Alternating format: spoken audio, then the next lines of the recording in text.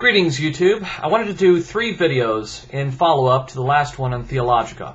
And the first one that I want to deal with is the issue of his integrity, whether or not he lied during his testimony, and consequently whether or not he has any credibility at all.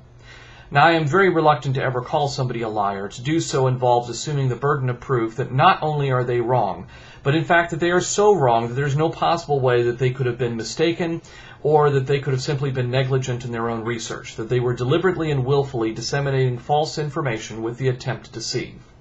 First, let's deal with what his testimony was.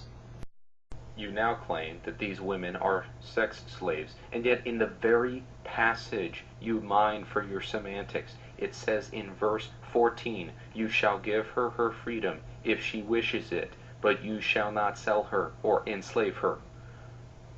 They are not enslaving them. Pretty straightforward, John. How'd you miss that? I mean, this is intellectually embarrassing. Now, somewhat confused by that, I went ahead and went to BibleGateway.com and looked up approximately 20 different editions of the Bible to try to find a translation that agreed with him.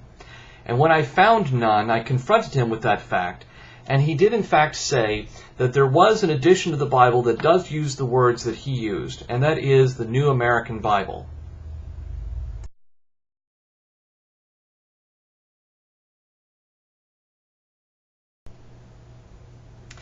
Now, funny thing about that particular translation of that particular passage, if you only read the part that's in red, then it means one thing. But if you read the entire passage, then it means something completely different. It's very clear reading the entire passage that it's all about the slave owner's wishes. If the slave owner decides that he doesn't want her anymore, that's when he has to let her go. You see, if you only read the part that's in red, you can easily mislead people into thinking that it means something totally different, which is what Theologica did. Now, what is that called again? Whenever you take a passage out of context in effort to deliberately mislead people into what the author or the writer was trying to say, what is that called again? The first passage of Scripture you bring up is Numbers 31. A very common chapter that is frequently and exhaustingly quote-mined by atheist fundamentalists for this argument. That's right. It's called quote mining.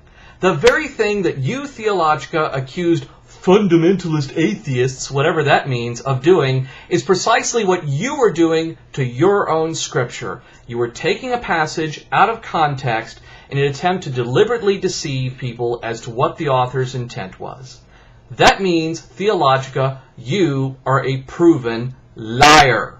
You have absolutely no credibility now. Go hide under a rock in shame. You're done.